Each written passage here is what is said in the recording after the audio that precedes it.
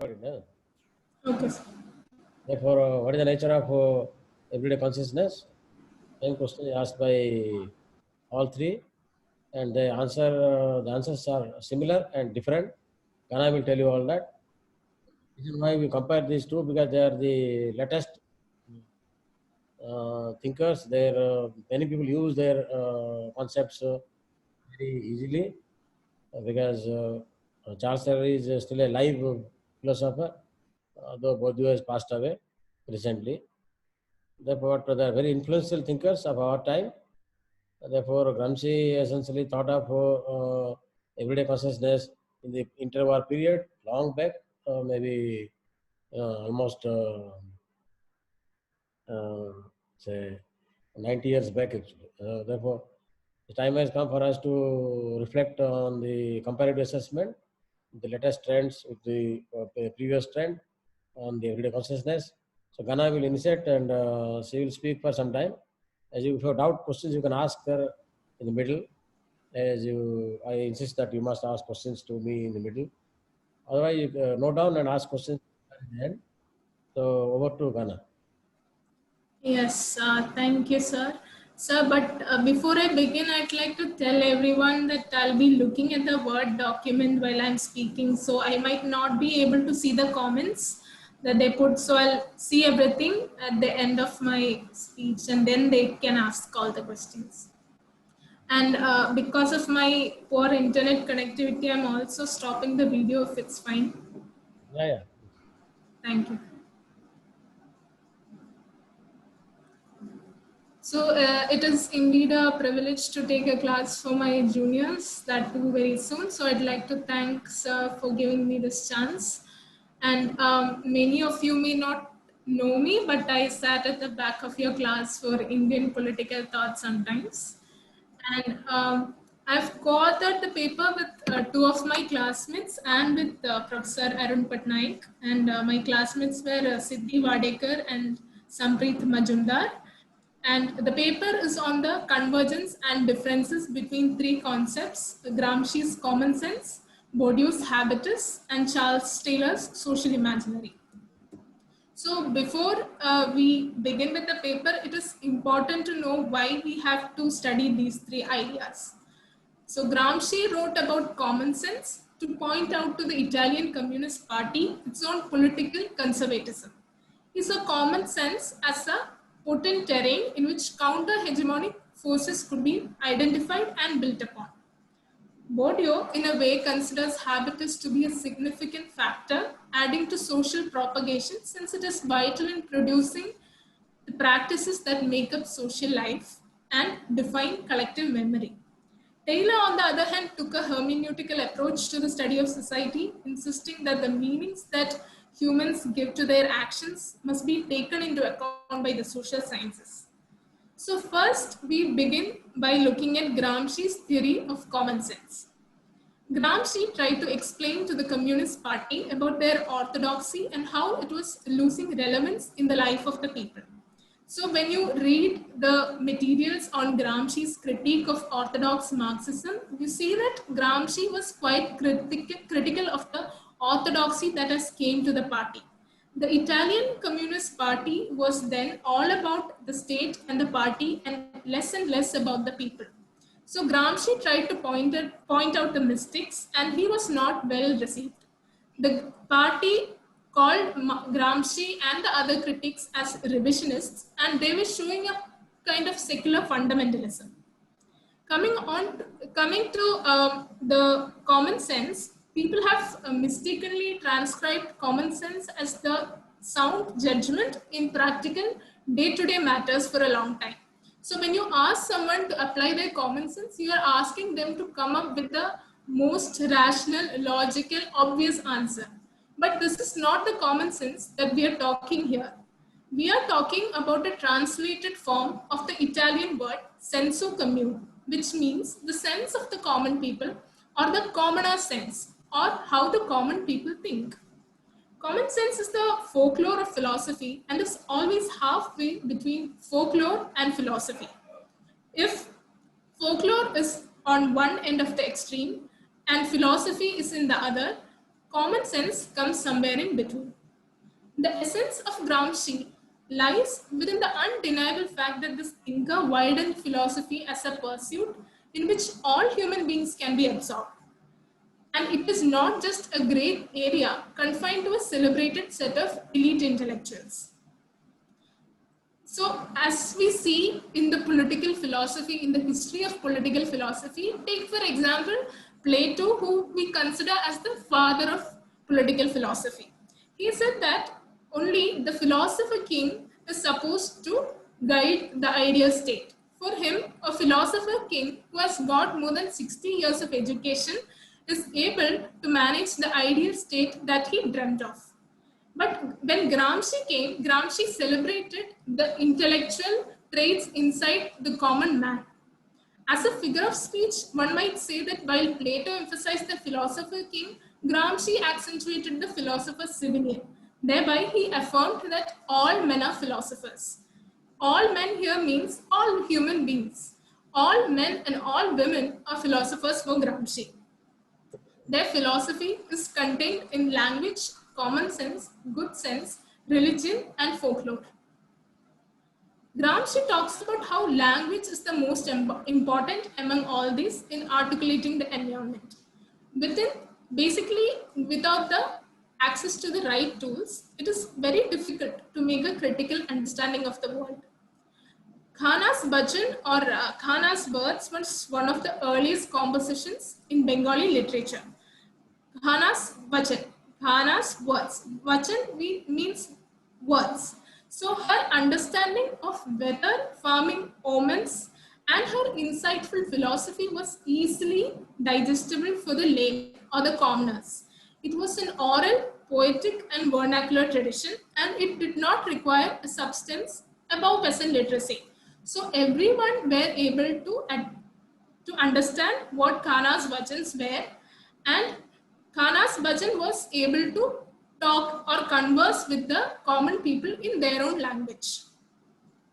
What makes common sense so intriguing here is that it is learned through collective experience. It is passed down, and by nature it is diverse.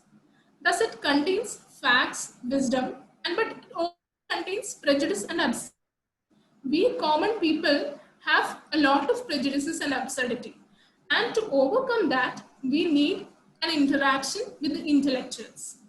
When you read about the materials on Gramsci's common sense, you come across a writer called Sigmund Kranberg, who says that many scholars have misinterpreted Gramsci as a true supporter of subaltern common sense and a negator of intellectuals.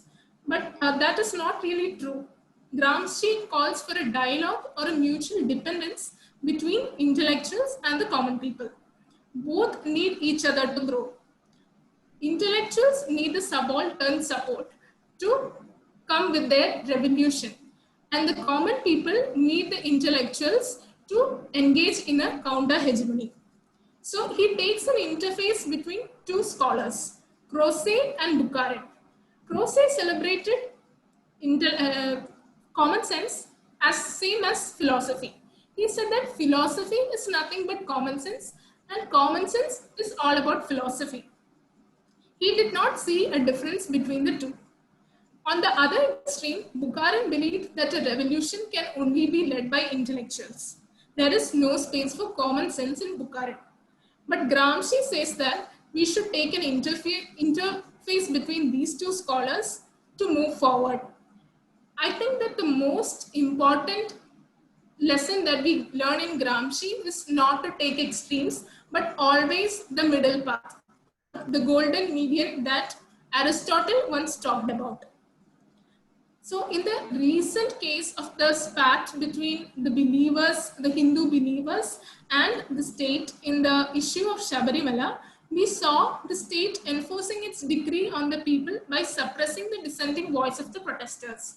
So what happened was that the Supreme Court came with the order saying that women should be given an entry into the sanctum sanctorum of the temple.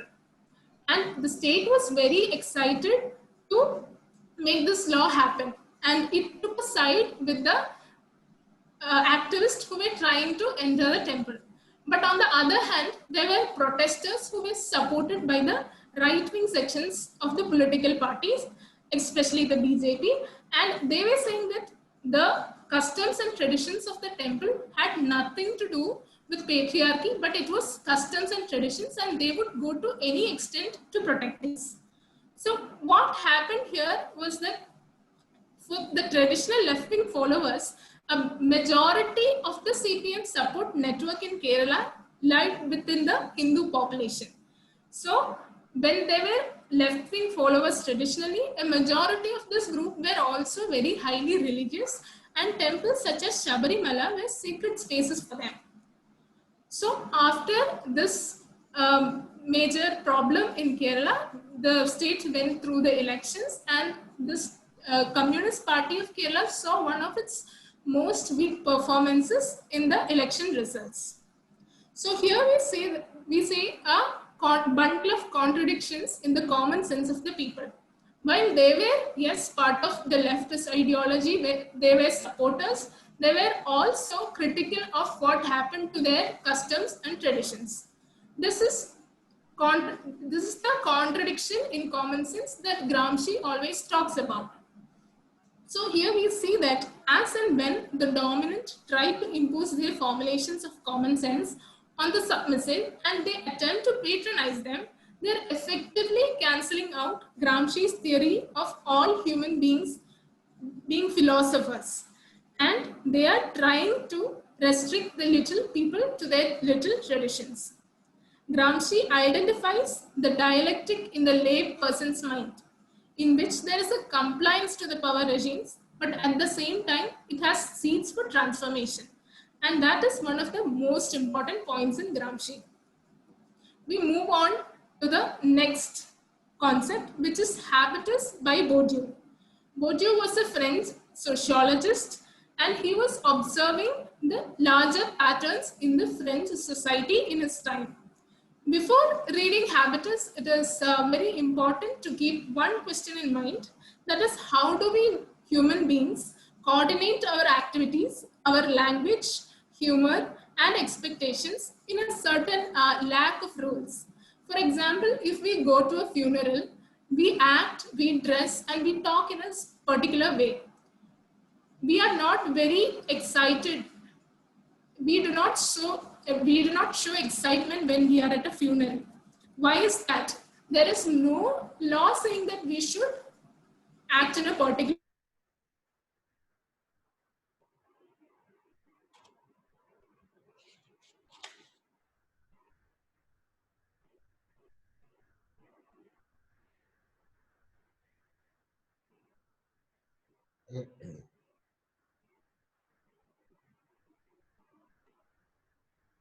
Ghana, you're not there.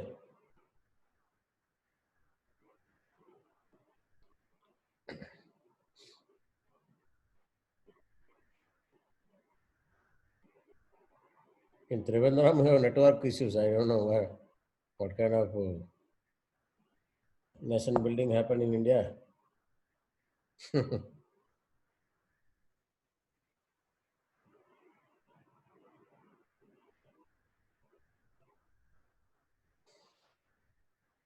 Ghana is from Trivandrum.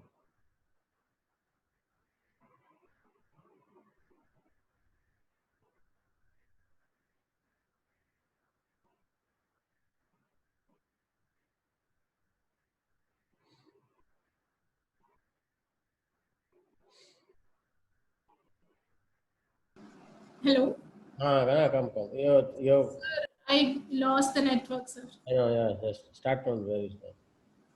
Sir, how long did it go? Like, where did I stop? You're talking about habitus.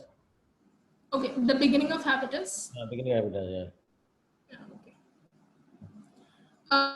So I was talking about habitus and how it is about human beings coordinating the activities, their language, their humor, and the expectations being the same in a condition of lack of rules. Habitus is alive in the different ways of conversational exchange, patterns of food consumption, and even in our walks. Habitus refers to our predispositions, tendency and propensity and inclinations, which are reflected not just in our body and also in our thoughts. So Bourdieu was trying to explain two things: how the body is situated in the world, but also the other way around, how the social world is active in the body. He implies that while our behavior and our dispositions can be determined objectively through past experience, there is also an element of spontaneity. For example, if we all participate in a same funeral, I might decide to wear black and you might decide to wear brown. So there are individual differences, there are spaces for individual improvisations, but there is also a general consensus between all of us.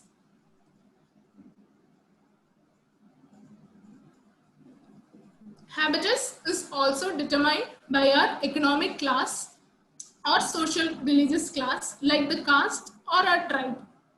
So for an example, in the socio-economic class category, let's consider that I go for a meeting with people of rich business class like nature. So in a group of business class men, I won't be able to converse very freely. I won't be able to strike a conversation with them, and I won't be very comfortable. That is because I belong to an economic class which is not similar with the attitude and the behavior of the other classes. And as an example of habitus in caste, we see how for many years we had a social system where the so-called untouchables were not supposed to walk on the same road as those of the upper caste. This was not a written rule, but even the shadow of the lower caste was supposed to define the upper caste. This was because the people of the same caste were supposed to act in a specific manner, and everybody knew it despite it being not a written law. So he implies that habitus can be also determined by our classes or caste or every distinction that happens within the society. And it creates a binary of us and them. I associate myself with a group of people who have similar ideals and who have similar lifestyles to mine. And I also have a tendency to disassociate myself with others. So there is a binary between us and them. People have an idea about what is expected from them and also a familiarity with day-to-day practices. So habitus is alive and well in India even today. And in the days of the lockdown, we saw how special ethnic groups were targeted by the mainstream communities of society. For example, in Delhi, a news was reported where a Manipuri woman was spat by a Delhi man who called her the coronavirus. It is because he thinks that he is part of the mainstream group and he has created a distinction between him and his groups and the other groups. So there is a term called the othering, where there is a binary between us and them. There is an other. So where does this habitus come from? Bourdieu says that it is the result of social conditionings and thus of a history. But can we not replace the term with social imaginaries? And that is how we come to the third concept, which is Charles Taylor's social imaginary. So Charles Taylor is a Canadian philosopher, and he says that there are certain actions and necessary functions in a society such that its success or manifestation lies in the relationship between an individual and the society. And the individual and the society are connected by an imagination with the help of images, stories, and legends.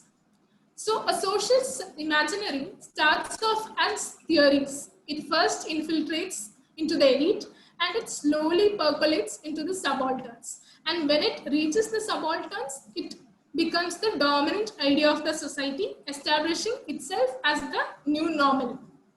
So Taylor in his work gave the example of elections.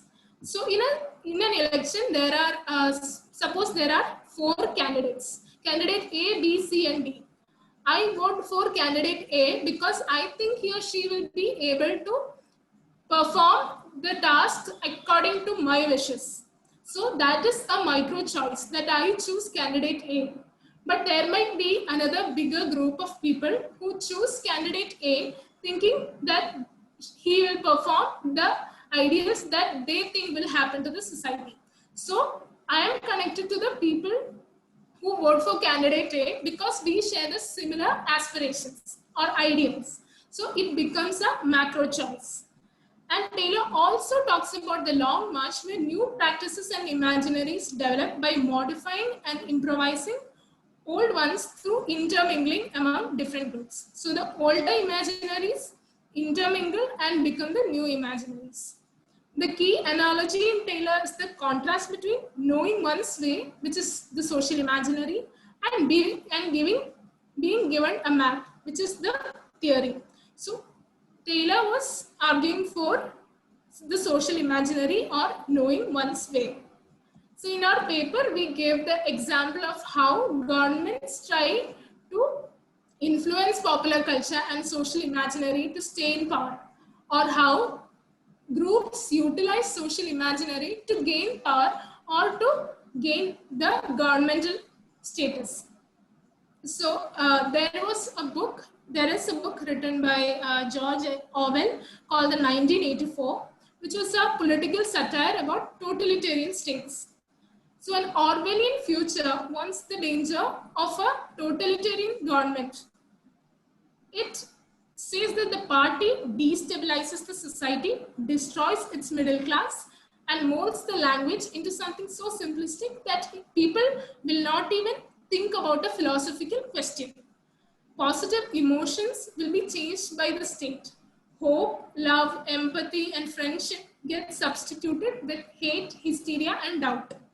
It creates its own version of truth, and it takes over the media, and it constantly tries to change the facts. And the most important part of social imaginary that we see in the book 1984 is the creation of the other, like that we saw in Habitus. It creates an other who is the physical embodiment of hate. It can be a person, or it can be an institution, or it can be even a group.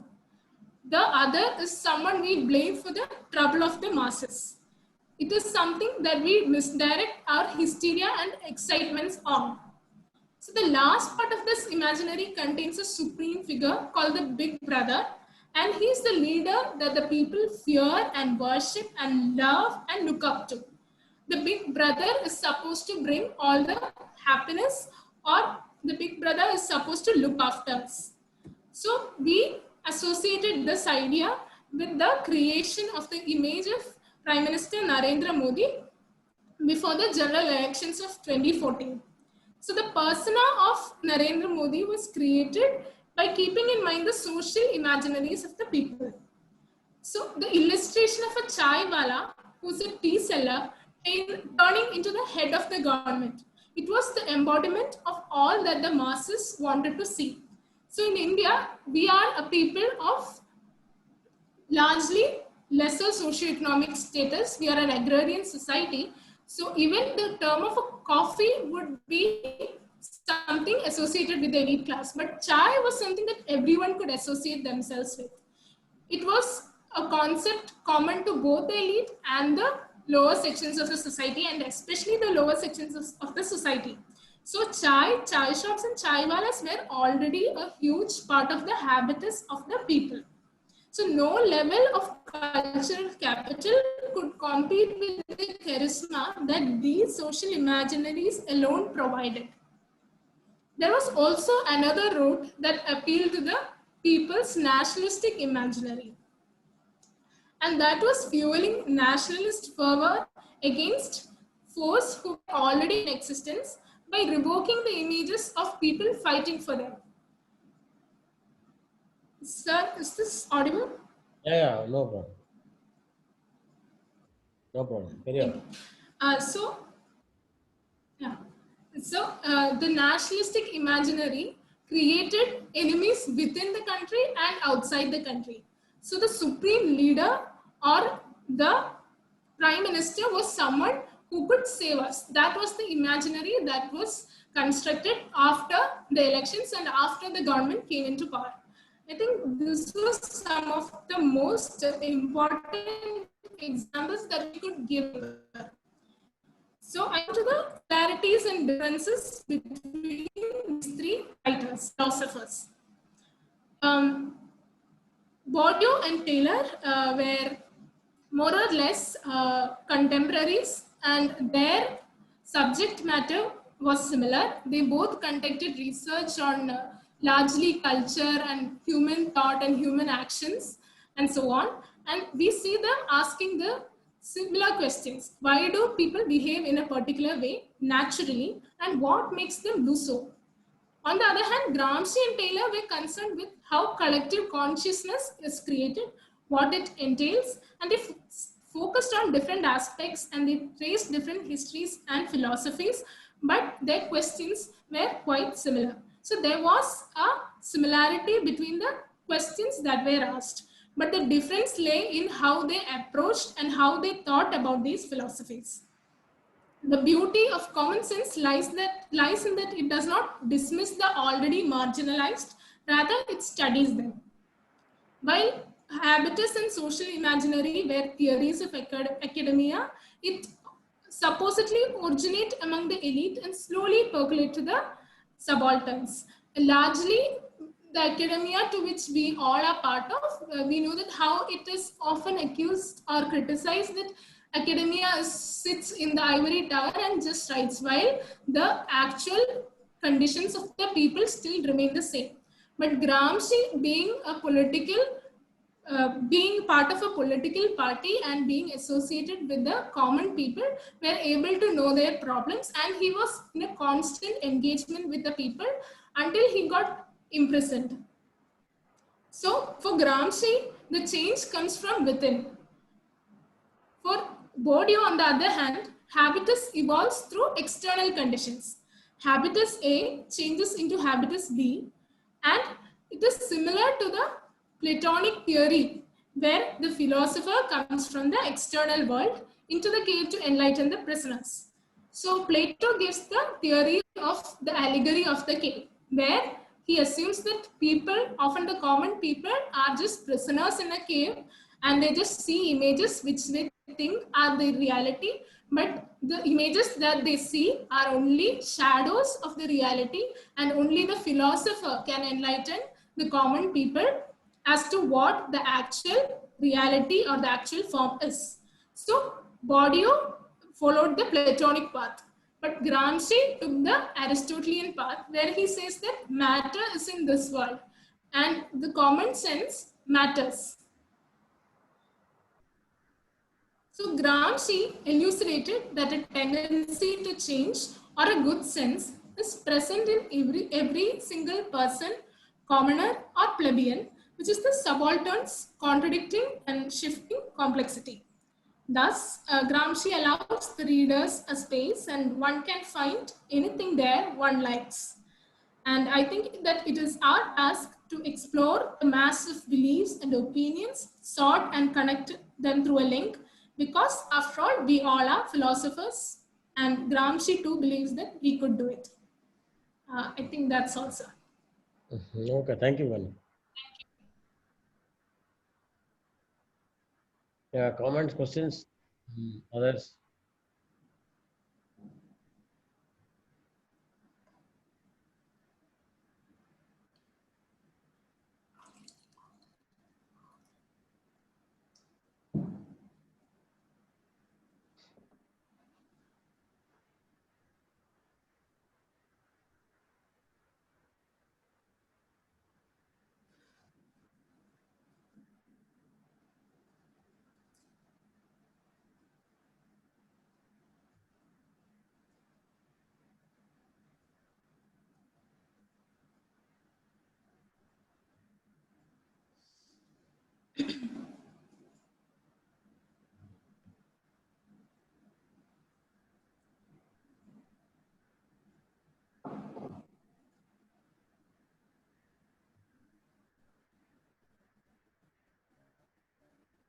This habitus, define habitus.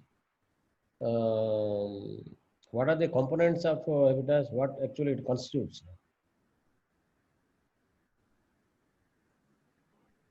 The habitus is quite similar to common sense. It also constitutes of the language and the way people think. I think my internet connection is going down. I'll switch off the video again. Whichever, yeah. So it also contains the predispositions of the people and the inclinations which we see in the way people speak or dress, or it is present in the common language, sir. It is very similar to what we see in common sense. Okay, what are the forms of consciousness or subjectivity which are present? How to classify habitus? Inclination, you said one, or predispositions. Inclination, predisposition, fine. That is one. That is predisposition toward the present. Okay, dress code, cultural habits, etc. There's one. What else? There are four in which I said those are predispositions. It is our tendency, it is our propensity and inclination. And in a smaller context, it is the conversations that we have and the patterns we follow in whether it is in the food consumption or in the way we walk or talk. Social behavior, okay. Yes. Okay. And anything else? You refer to social conditioning, history. How that is forms part of a subjectivity. So can you ask me that again? You also say habitus refers to social conditioning or history. Yes. If it does so, then what is that is recorded in your mind? What form of consciousness refers to history? What is that called by Bourdieu or others? Sir, this history which is recorded in our mind is what we gain from the society in which we are born to. I think it is part of the socialization. It is what we gain from the generations that lived before us, and we got that socialization ingrained in our minds. Yeah. That is what Bourdieu talks about. But there is a word for that. There is a common simple word for that. What is that? That talks about one kind of subjectivity. What is that kind of subjectivity? How is it captured by a telegraphic word? I'm not sure, but is it structuration of structures? But that's a general argument. But there is a specific term Bourdieu uses to describe habitus that talks about history or social conditioning from past. I'm not sure. Sir. I don't know. Memory. Oh, okay. That didn't come to me. We have also written about that in our paper. You have written about that. So I was asking you. It's not about the point. See, there were different forms of consciousness. Always classify a term according to the author, according to his classification. He may not have classified, but if you find elements are there, try to classify, then you make sense of the subjectivity. As you said, spontaneous subjects, habitus is a kind of spontaneous subjectivity. Yeah, yes. Subjectivity was classified, no? That's important. Okay. Now, students, you can ask questions to her. Sir, I didn't get. I'm Karan here, sir. I didn't get what does primary mean. Primary. Did you use primary? Did you use your primary?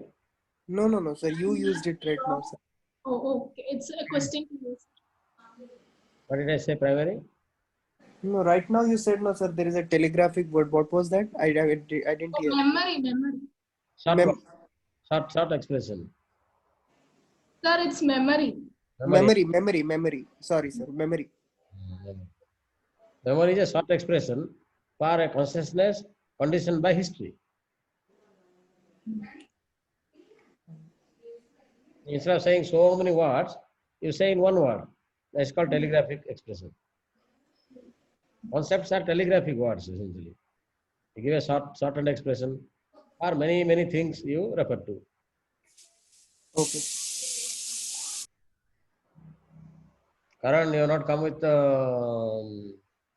video next class. Today I allowed you because my guest is there. So I don't want to insult my guest. So I tolerate you today. Next class I will not. I will not even teach. Sir, Don't. I got my. I'm getting. I almost got my laptop, sir. From next class, I'm coming live. This is my promise to you. Okay, good. Yes. So my threat is working. Huh? No.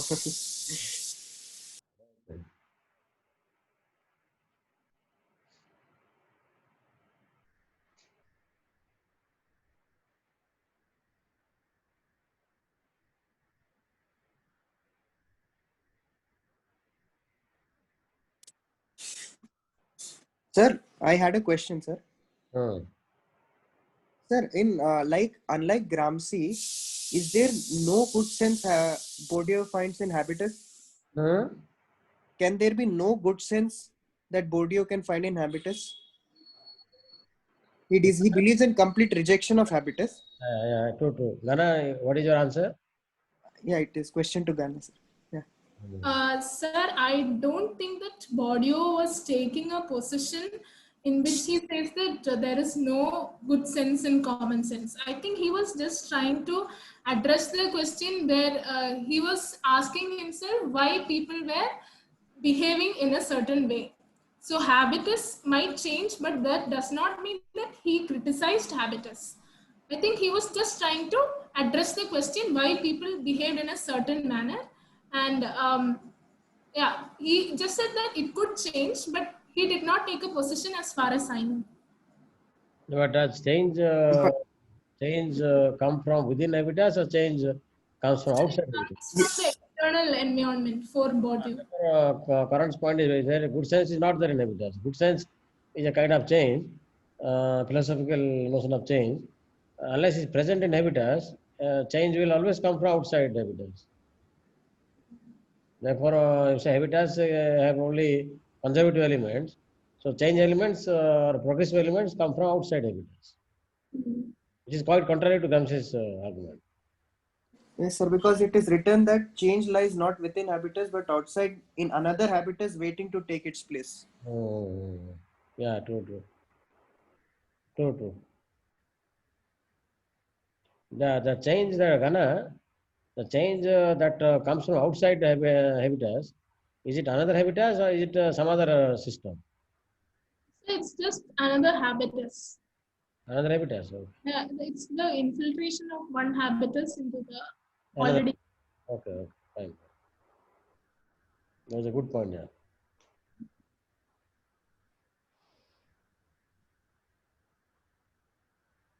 I Sir, think that, sir, there is a question by Hargovind in the chat box, sir. Gana, you can look at that. yes, sir, I saw the question. He's asking if theory percolates to the subalterns from the elites. What about the situation where the theorization itself contributes to the subalternization of a particular group of people? So I think if I may be wrong, but I think that Gramsci was trying to say that yes, theory did contribute to subordination of a larger sections of the society, but the theorization that he tries to bring as a result of the dialogue between intellectuals and the subalterns will essentially uh, do away with subalternization. It will be an equal contribution between both sections. So if such a concept happen, it will definitely not be subalternization, but it will be an inclusion of all the ideas. Absolutely right. You're right. Therefore, in a way, can you say Bourdieu's idea of social change reinforces subordination? I think so, sir, because he does not talk about the dialogue between the lower and the elite classes. He just talks about an external change. So, Bourdieu's habitus can lead to a subordination. Elitistic change, Yes. a change brought out by the elites or elite habitats. Therefore, it needs to, it perpetuates subordination. So it tries to emancipate them as well. So the paradoxical connection between Bourdieu's habitus and subalterns. On the one hand, it uplifts them, elevates them. On the other hand, it doesn't recognize their experience as positive for social change. Therefore, the paradox taking place in that formulation. But what about Charles Taylor, Ghana? Does he say a similar thing or is different from? I think from all the articles that I read about Charles Taylor and also from his original text, I understood that he was celebrating the subaltern thinking and the social imaginaries, and he was not talking about a change as such. He That's the point, yeah. That's the point, yeah. That's a good point, yeah. Practically, he's taking Cose's position. yeah, he was almost saying that common sense is as good as philosophy, and philosophy is nothing but common sense. Okay, okay. So this debate between say Bukharin and Croce is manifested in Bourdieu and Taylor as well. Yes, sir. I told you this debate continues in all of us. It don't leave us. I told, if you remember, I told you in Western political thought, debate between Plato and Aristotle will hunt us throughout our life till we die. It don't leave us. We will be choosing either we're talking like Plato now and then, or we're talking like Aristotle now and then. Therefore, we can't get rid of that debate. But it's two great philosophers of ancient times.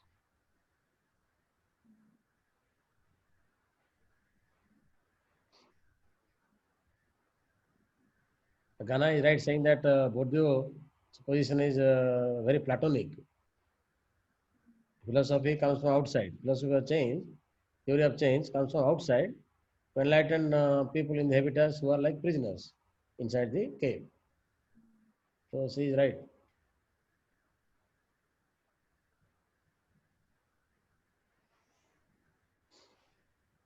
Ghana, these students, I taught them Western political thoughts. They know Plato and the debate in Plato and Aristotle. Okay. I have taught them. So when you refer to them, they would have understood them. I'm like I sing Harikatha na, every time I go back to this debate, every class, because I don't want students to forget them, but I want to make them remember. I sing Harikatha. So Plato, Aristotle. I go on reciting the mantra throughout my lectures. Where I get slight opportunity, I enter into that debate.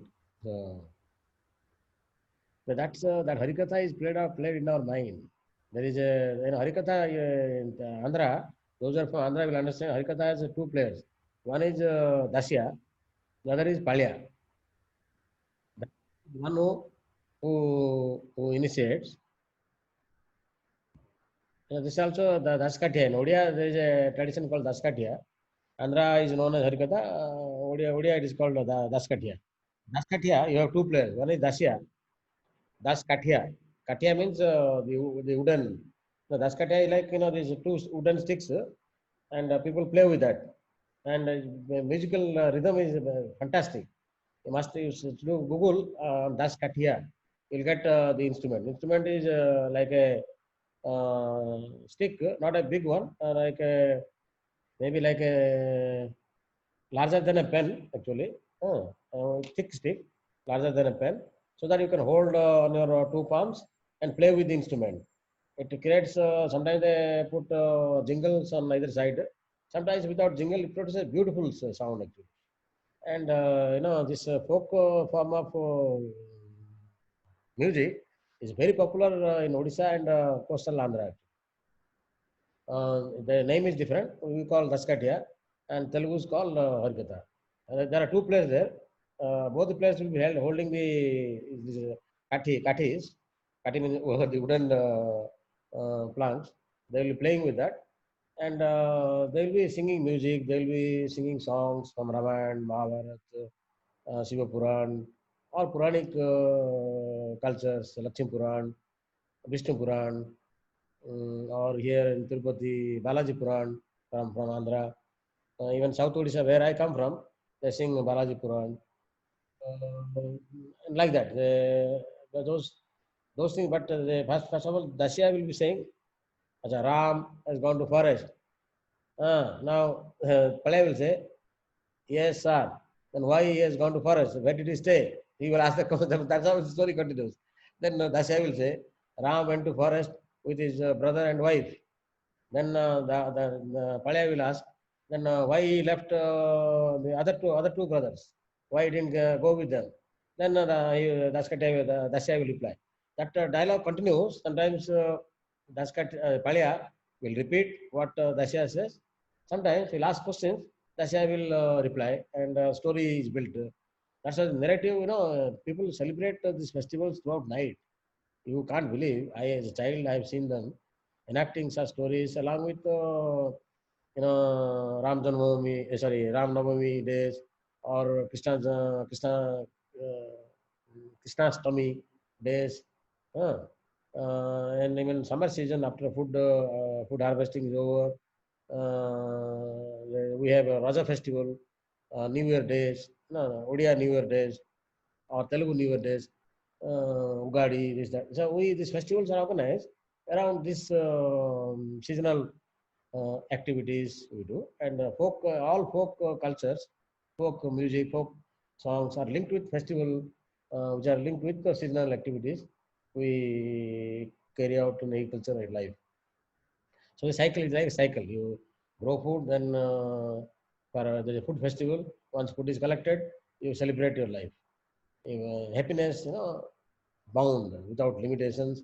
To enjoy that happiness, you celebrate. So that's how folk cultures evolve in time, all linked with agricultural activities and seasonal activities. Kharif, then Dasara, then Dasara you will find a lot of festivals. When rain stops and dry season starts, festivals start, and we in Odia we have a Nuakhai, and the food which is collected, the rice or wheat, whatever. In this part we collect rice. So the new rice is eaten by having festivals of different kind. In the villages it happens, and even town people also follow the same culture. And it repeats after Rabi. So during summer, when the new year begins.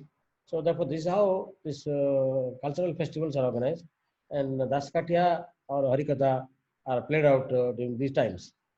And they are paid by common people. They give alms and give some money. These days, without money, they can't survive. So they are paid. The culture continues.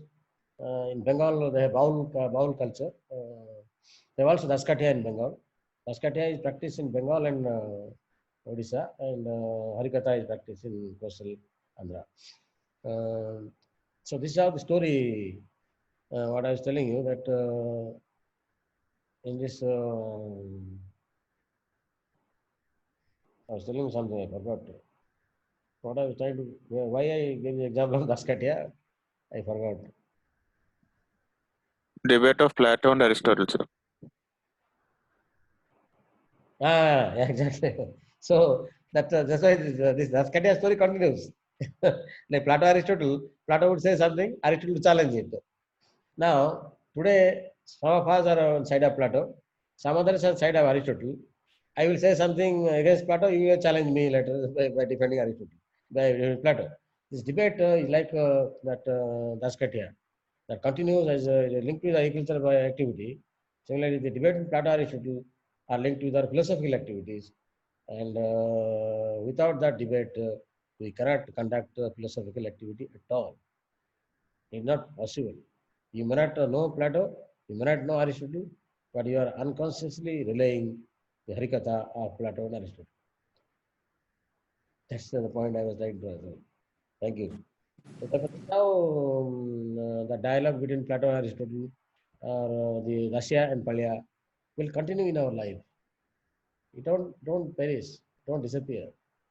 So long as we human beings try to control over each other, try to dominate over each other, consciously, unconsciously, try to perpetuate our power vis-a-vis each other, and then try to negotiate, etc., etc. We will be taking Plato's view or Aristotle's view. But this debate is perennial. You just can't get rid of it. Sir, can I add something? Yeah, please, please. Yeah, sir, this is something I got from my preparation for my optional paper in UPSC as well. So we were discussing in another class about Plato's theories and the criticism leveled against Plato.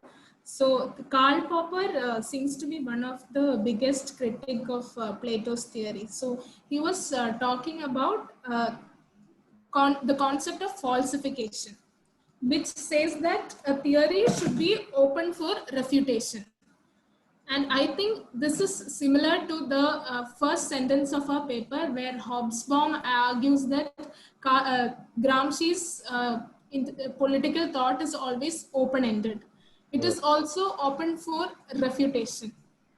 So I think that in this way, Gramsci was also in agreement with Karl Popper, and he's continuing the Aristotelian path that way. I think that Karl Popper's point of falsification can be also added to our paper, even though I submitted the final draft.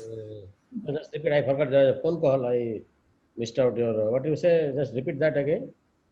Sir, I was talking about Karl Popper's theory of falsification, where he says that Plato has always said that his theory is the final word. Popper was saying that any theory should be open for criticism and for refutation. So when Hobsbawm says that Gramsci's theory is open-ended, he's also saying that Gramsci's theory was also always open for refutation. So I think this should be added. I agree. I agree. I think you can add that and send me a copy. Yeah, let me see. Just add it and let us see.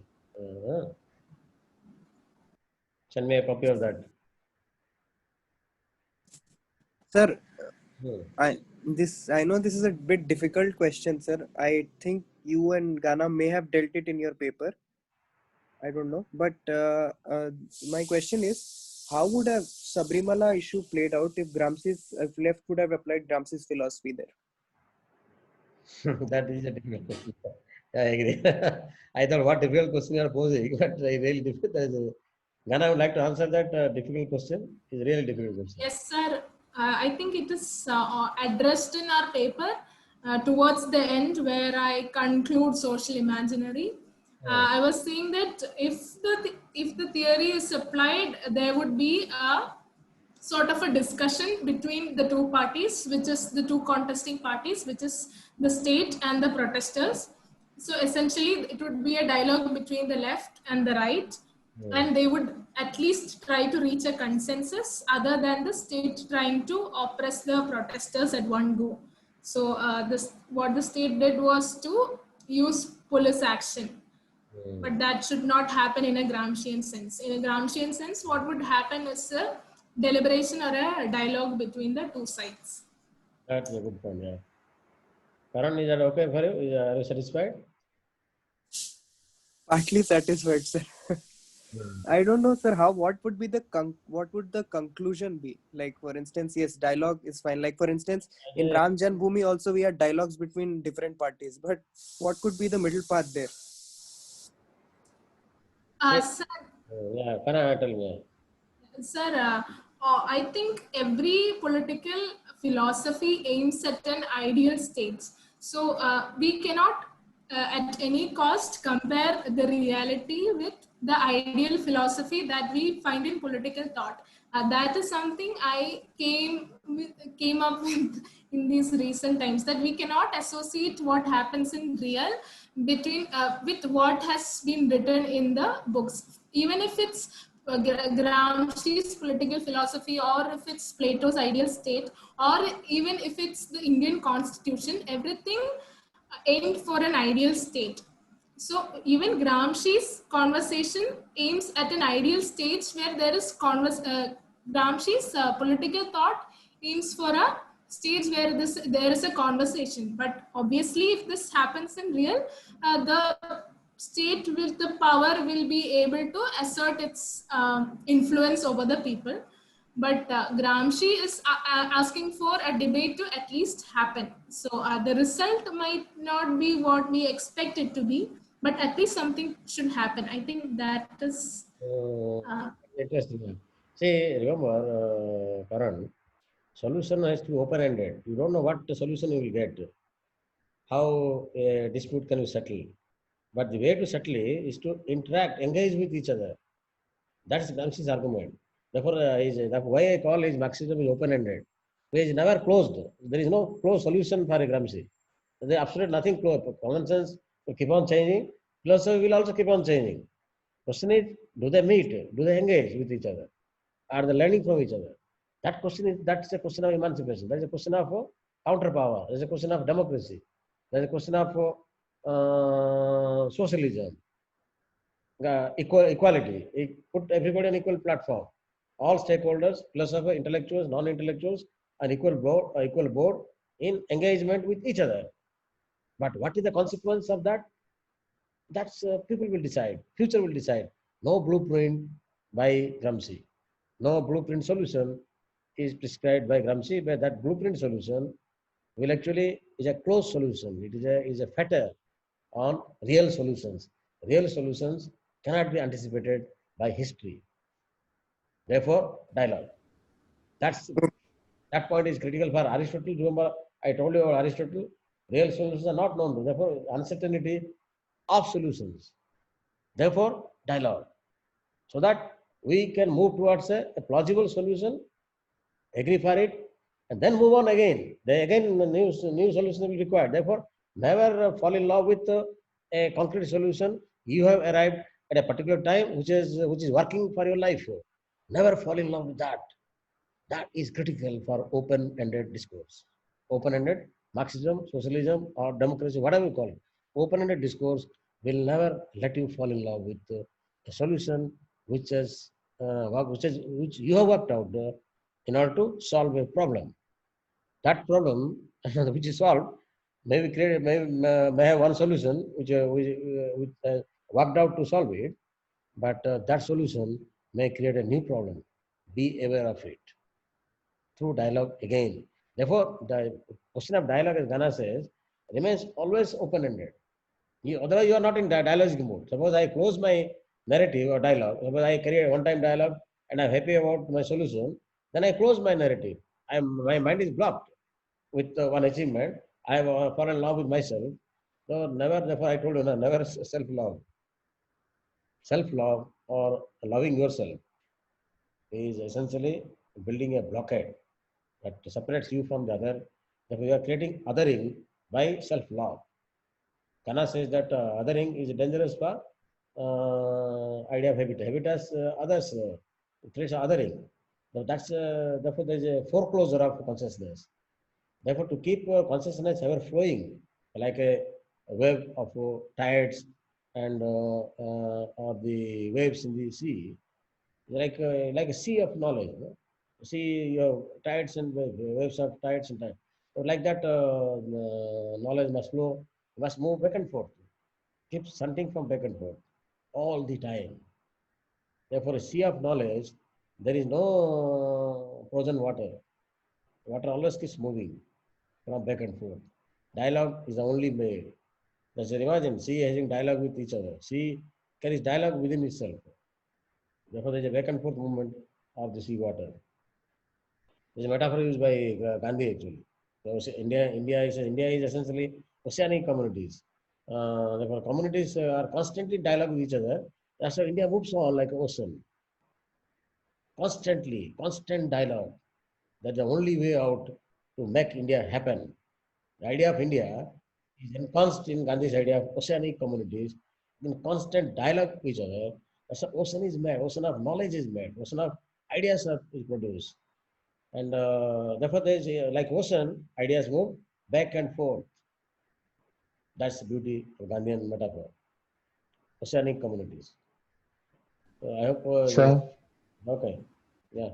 I have a doubt about the dialogue, the useful not the usefulness about dialogue. Once about when one community or one group of people is oppressed by another. For example, the Palestinian Israel problem. Once there was this interview with Ghassan Kanafani, a pioneer activist of PFLP, and this interviewer asked him about shouldn't the Palestinian people, the PFLP, for example, talk with the Israeli officials to avert the genocide, all that thing. Then he asked that when Israel, this really powerful state, is oppressing Palestinians and killing them, what point a dialogue would cause? It's just a discussion between a sword and a neck. Now, how do you see that? Gee, let us take a break here. We'll meet after 10 minutes. I have to go to bathroom also. Let's take a break for 10 minutes. Ghana, Yes, sir. go after 10 minutes. Huh? Yeah. You think of, Meenal, you think of answering his question. I think I've already answered that, sir. I think it's the difference between. Again, there's a new issue raised. Well, let us break for 10 minutes. Okay, sir.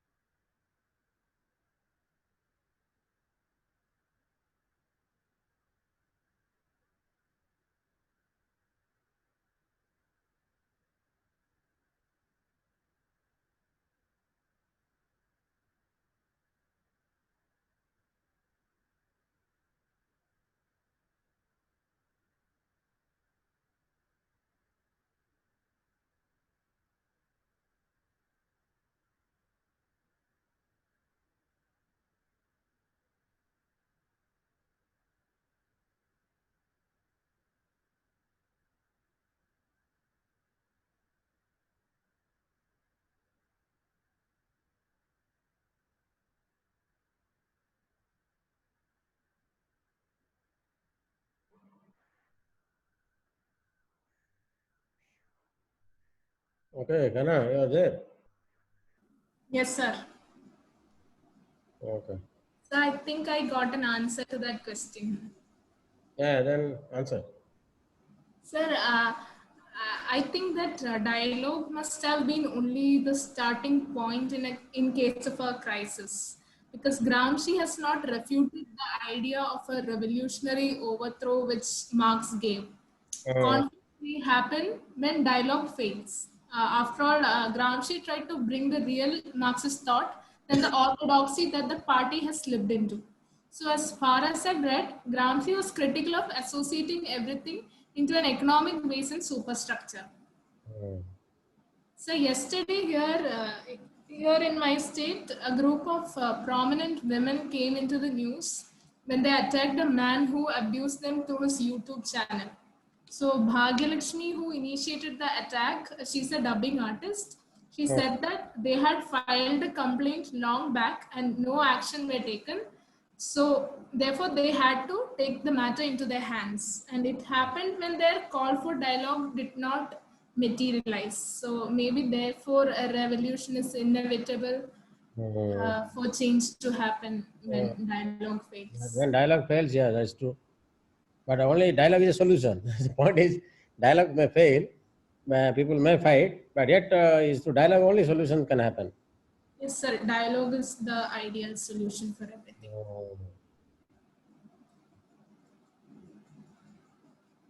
No, but what is your answer to his specific question on Palestine? I'm not aware of the exact Palestinian issue as such, sir. Oh. Oh.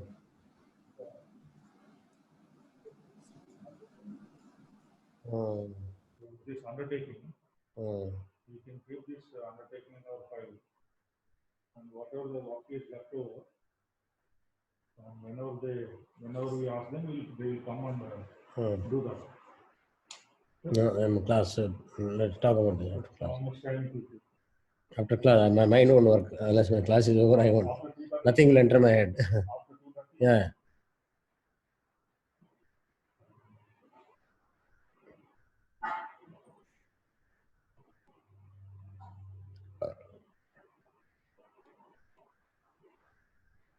Argobind, why are you worried about Palestine? You should worry about Kerala, not Palestine. No. That's we can worry about everything, sir. We can worry about Black Lives Matter and Palestine and Kashmir simultaneously, can we? But how much information you have about Palestine? How I much think about, adequate.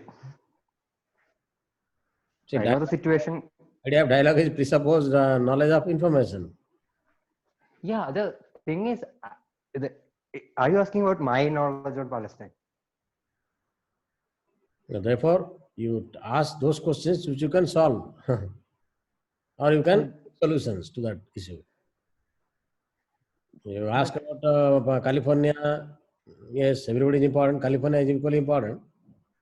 Then so don't waste time on those issues which you can't seek solution.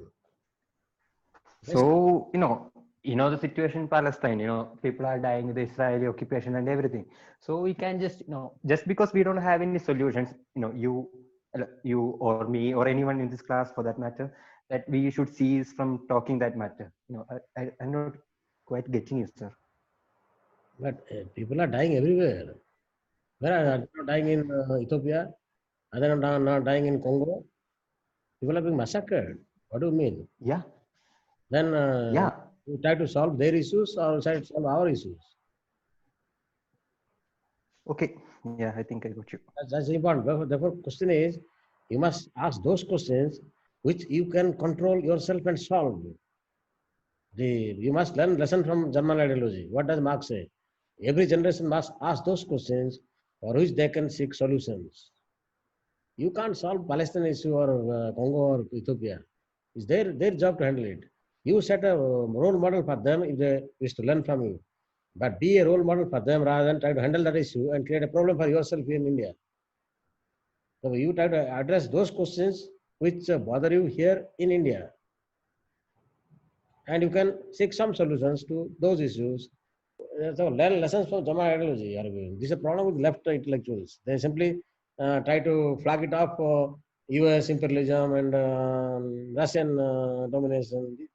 Hey, Baba, talk about domination in India. Why don't bypass our issues and divert attention somewhere else? Whereas you and me can't solve those issues. You can only academically analyze it, fine. But question is, we are not supposed to be pure academicians by following Gramsci's argument. Gramsci is interested in praxis rather than academics. Therefore, it's from point of view of praxis of dialogue between the intellectual and common people. We must ask those questions which either intellectuals or common people or together can seek solutions. So don't forget German lesson from German ideology. Ask those questions for which you can seek solutions.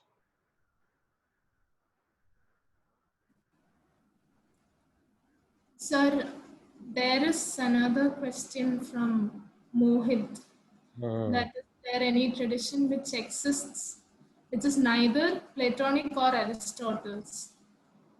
So I think that the greatest critic of Plato, who's Karl Popper, he himself gave the statement that one can either be Platonic or anti-Platonic, but we cannot be non-Platonic.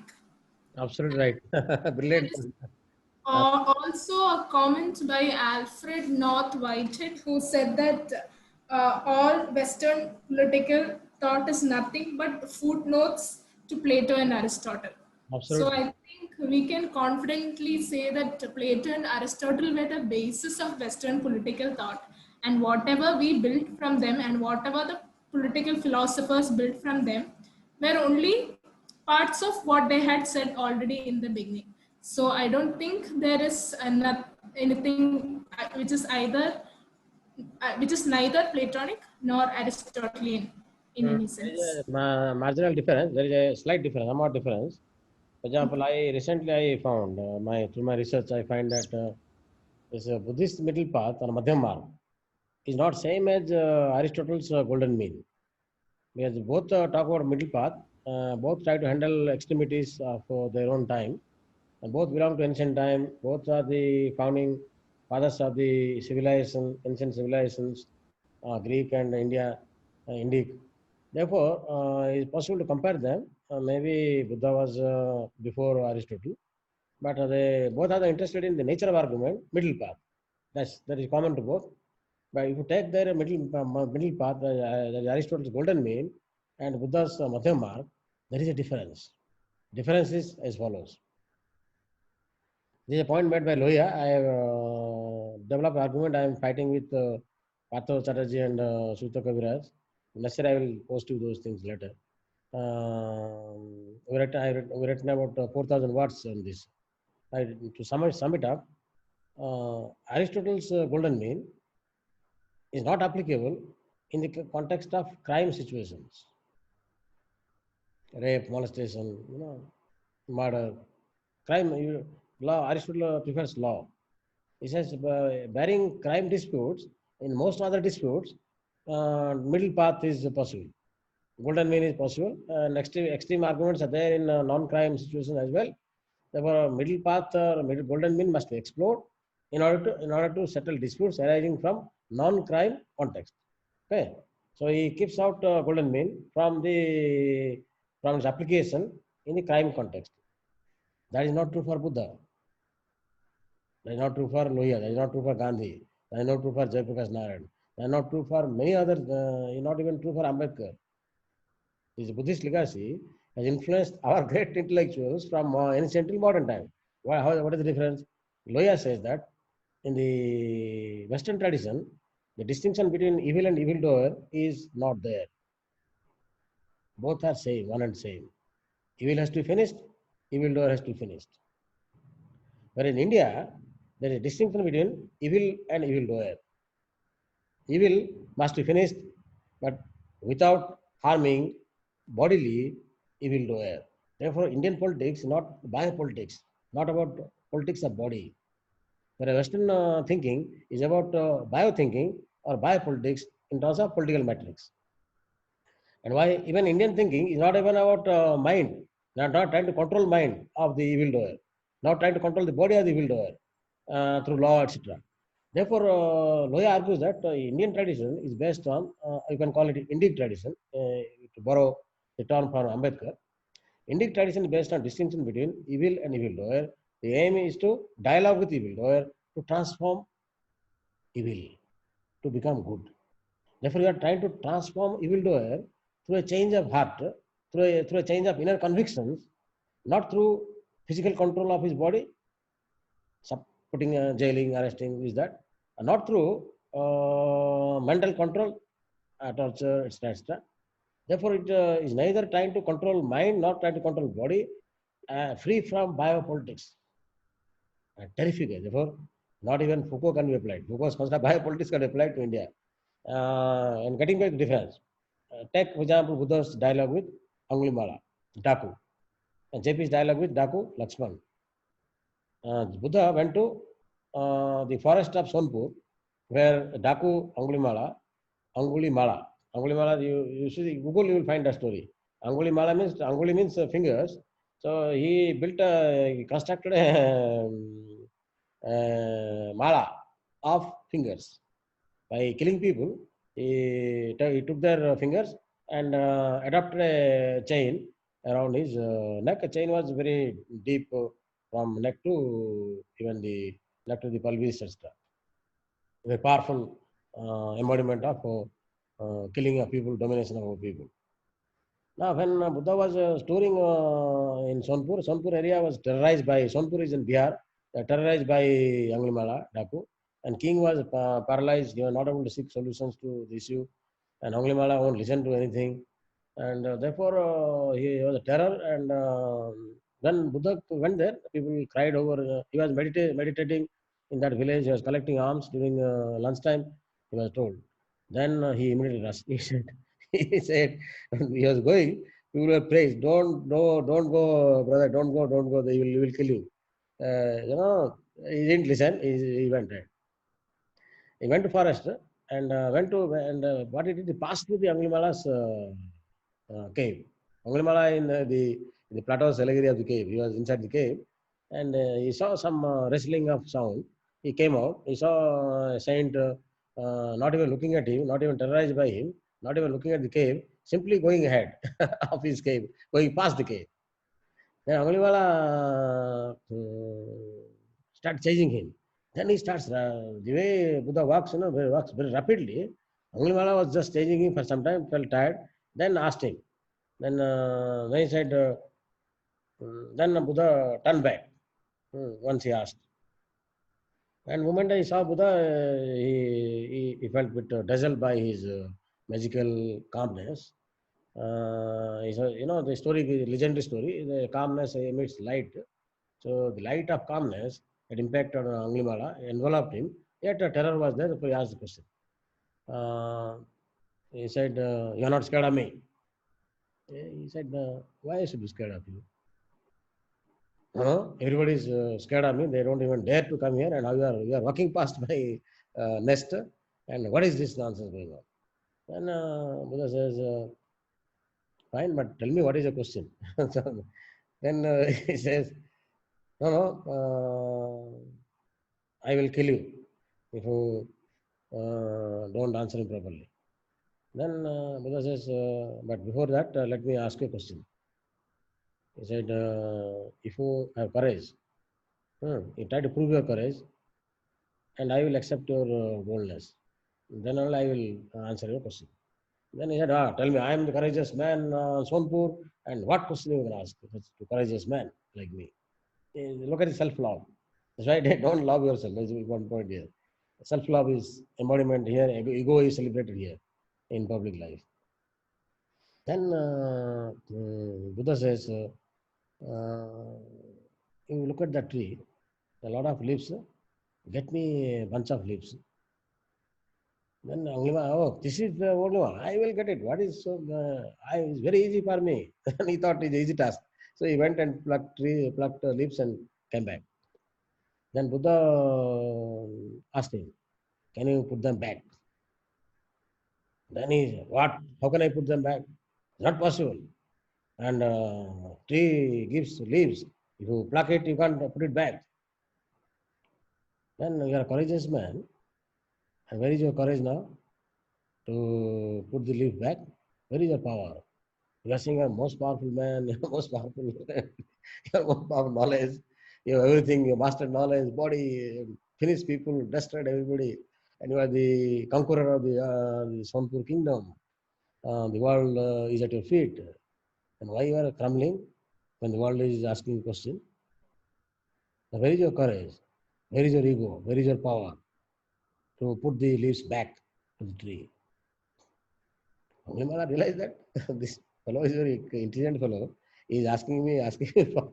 So his heart melted. The moment, first, interesting point here is that first Buddha brought him to trap, involved in his try. He said, first get the leaves. So Angulimala thought, oh, give me easy task. It is easy challenge for me. And therefore, therefore he says, now it is easy for me to handle. No, he fell for the trap laid by Buddha. The strategy involved in dialogue. First he said, oh, this Paripasu is under my control. I am the master here. Okay, get the lips. He went, picked the lips. Then he put the question. He got a fox bite. He melted. Then he said, so I am powerless. Yes, look at your power. Your power has limits. You cannot grow hair in a bald man's head. Nor can you grow leaves in a tree from which you have plucked these leaves.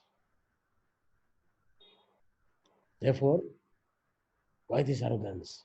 Why this ego? Why this power? Why this self-love? He is a criminal. Here is a criminal. Angulimala is a evildoer. Buddha is not talking to a crime only here. He is talking to a criminal. But look at Buddha's attitude. He is not even thinking of him as a criminal. He's a evildoer, fine, but he's like me. He's not terrorized by evildoer. He is simply deflating his ego. Even before he entered the forest, his idea that evildoer is like me and is possible to talk to him because he's just like me indicates Buddha has no conception of evildoer. He has only idea of evil. He knows that there is evil which is terrorizing these people. These people confused between evil and evildoer, like Aristotle did. Therefore, they are all resorting to law, king's army, etc., etc. Therefore, through that, they are not able to control him. He still became more and powerful and finishing soldiers and taking their fingers. People are finishing civilians, taking their fingers. There is a arm of finger, his chain of finger is growing and growing, one to another one. Therefore, Buddha, that didn't matter at all. The fact that he's a criminal, he's an evildoer, didn't matter at all. Therefore, he treated him as a human being with deficits of ego, inflated ego, self-obsession with himself.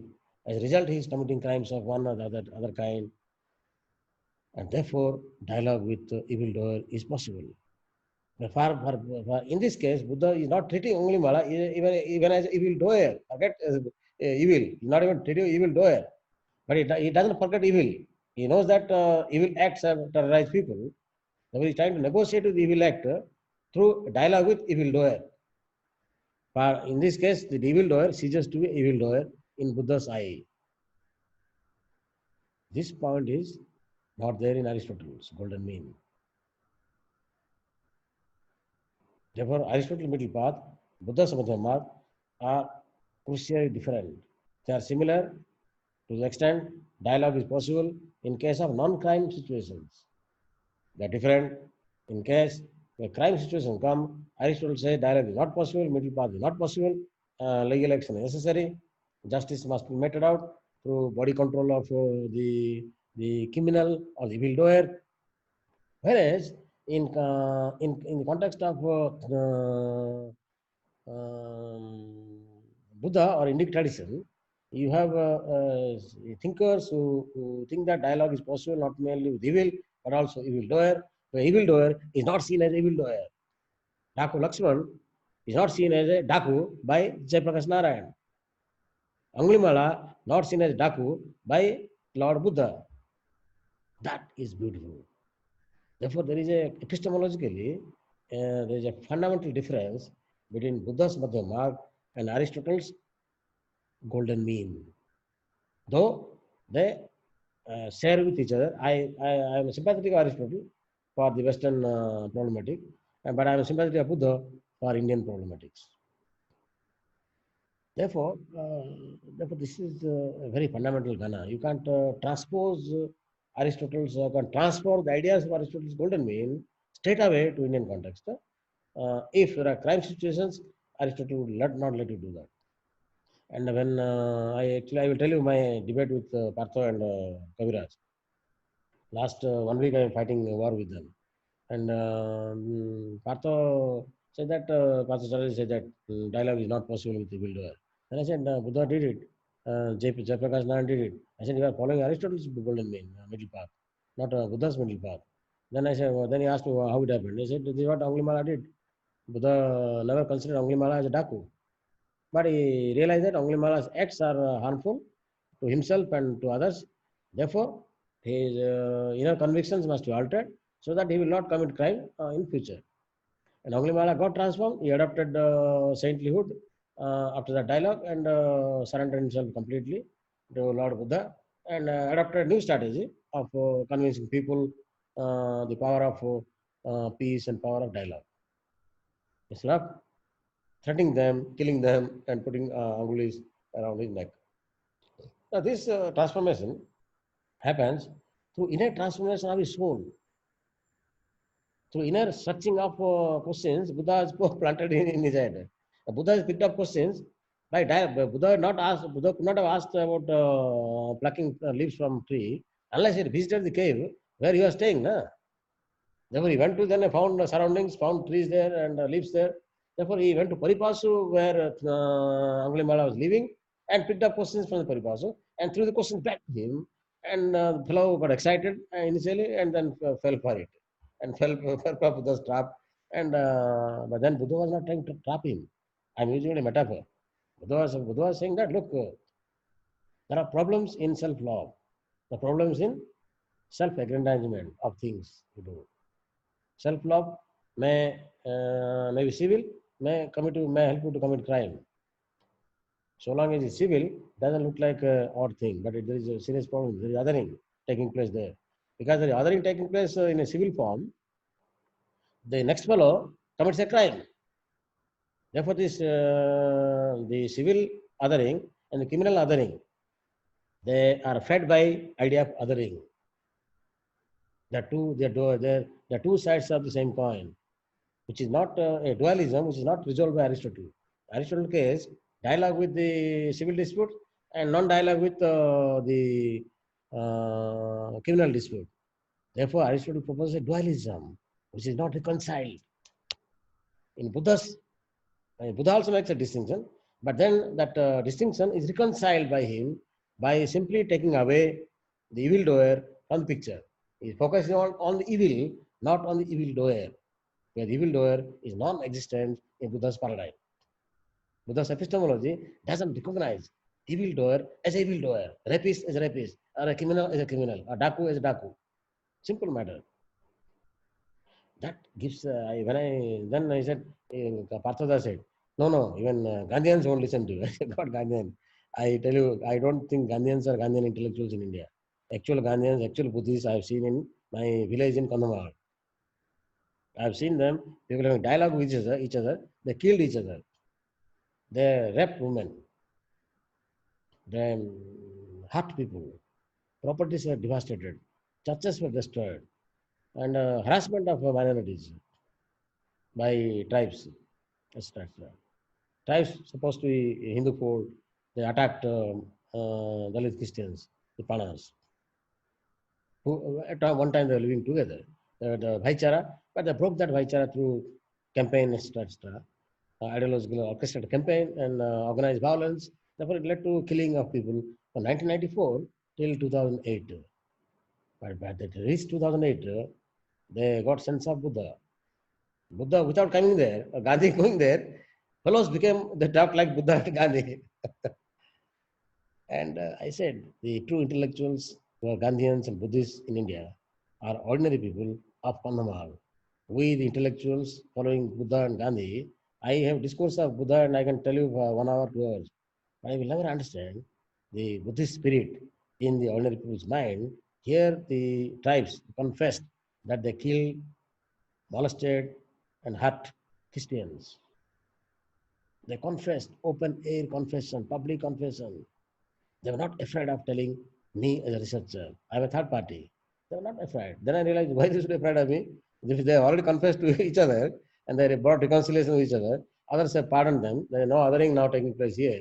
They came out of that othering, which they inflicted by the left and the right. But left and right pushed them to othering each other. They came out there, requested them, please solve our issue. Left and right abandoned them.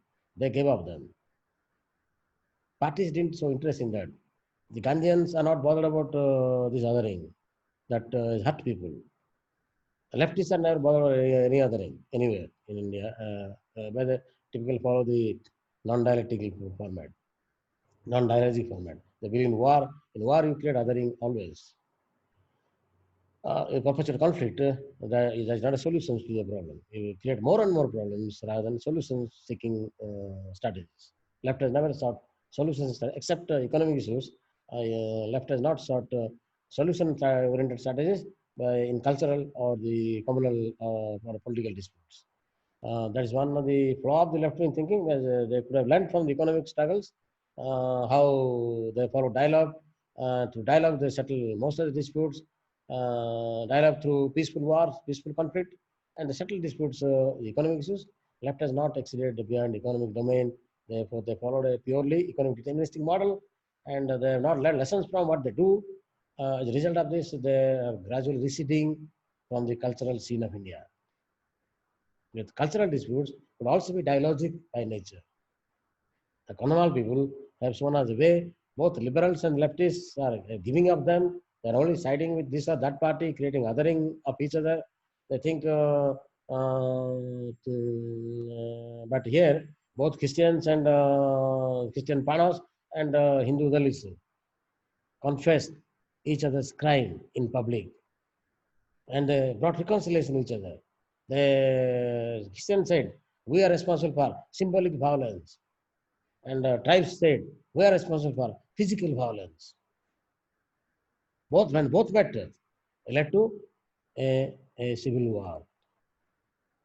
That actually fragmented us. That actually separated us. That destroyed our bhaichara.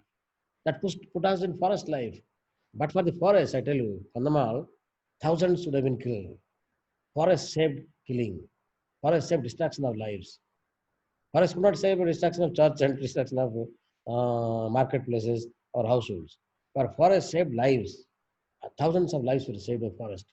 Huge forests are on all directions of those villages. Big forests with huge animals, big animals. They went to, without fear they went, they want to save your life. Na? And narrating those stories, majestic, brilliant, the pathos was there. Then they said that, sir, we have suffered. We requested the political parties to help us. They are not bothered to help us, sir. Then we went to RSS, we went to church. We said that, look, you help us or else get lost. Then RSS church said, okay, you do dialogue and settle you are willing to settle dispute through dialogue, you don't mind.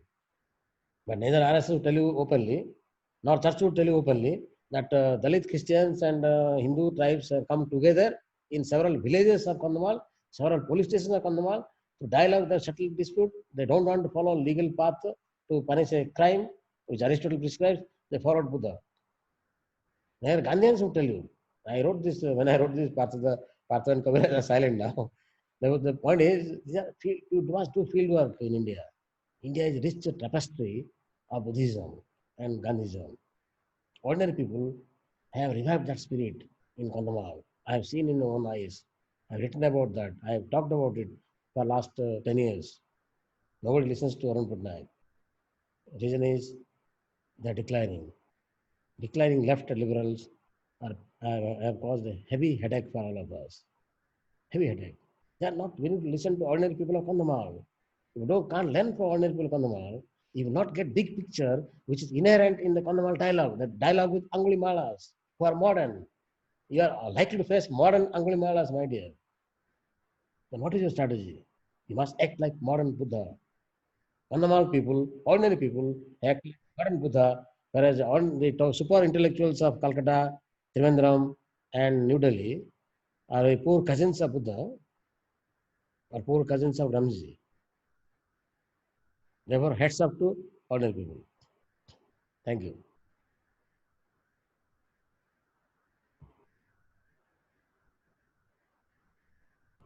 Mohit, what question you asked?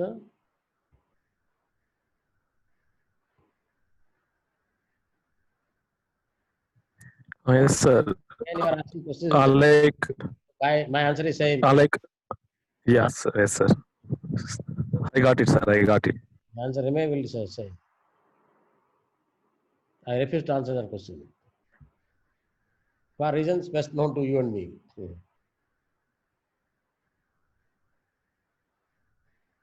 Okay, it's now 1:30. Any other question? Then we can close. Ghana has to go and we'd all have lunch now. The next class we'll get back to theory of religion, but let us talk about the assignment. When do we propose? October we propose to have assignment, no? Term paper. So by October end, you give me the term paper.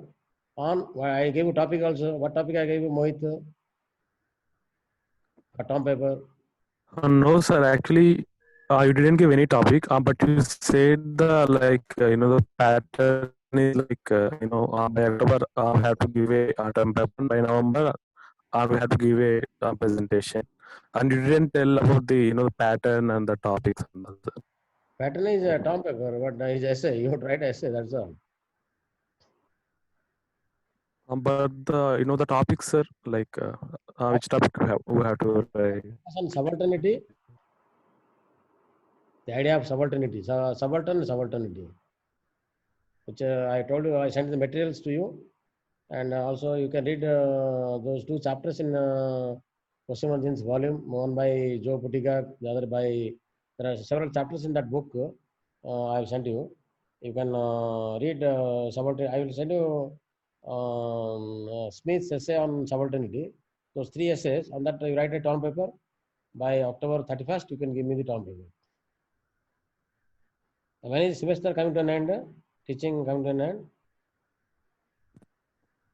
We don't know that, sir. Actually, no information from anywhere. I have also no idea, and maybe I have some idea, but I keep forgetting with so many emails. I don't remember all these things. And my PA doesn't help me in this matter. And too many activities I'm doing these days, I can't remember your schedule. You must remember your schedule and let me know. Because if you don't remember your teaching schedule, I will continue till January. Yeah? I can teach Gramsci up to January. So Sir, I think November is the last November. Give me the date. The date hasn't been announced, sir. I don't think. From what date of the exam? You must discuss all these dates. You must know these dates. I can't be in charge of your schedule. Huh? I'm team. I'm bigger headaches in my head. You must look out your schedule yourself, Karan. You must tell me your schedule. Yes, sir. It has not been announced for us yet, sir. You check your schedule and let me know. There was announcement. I remember, but I don't. Unfortunately, my PA doesn't know, and I can't tell you. That mail is lost. You must talk to union, talk to people, and get me the schedule by Monday. Okay. Okay, sir. Okay, sir. Definitely. By Thursday. Okay, sir. Thursday we'll discuss Gramsci's theory of religion and take the argument forward. Huh? Okay. Bye bye. Okay. Okay. Thank you.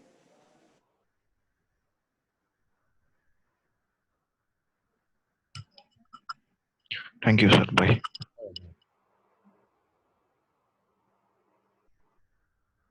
Ghana, thank you.